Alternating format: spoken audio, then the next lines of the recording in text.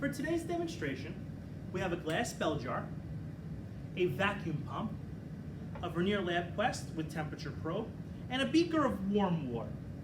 So the warm water, 57.6 degrees Celsius.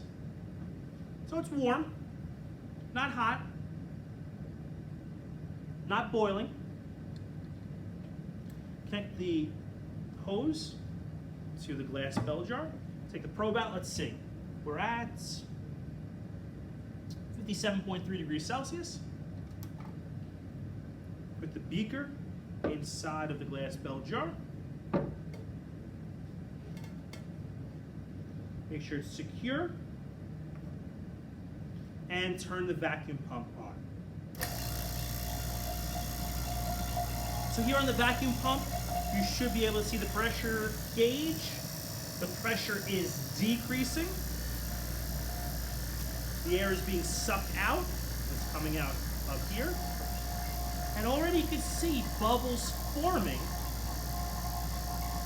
in the beaker.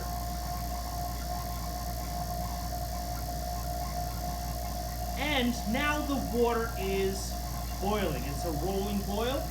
Might be hard to see because it's fogging up.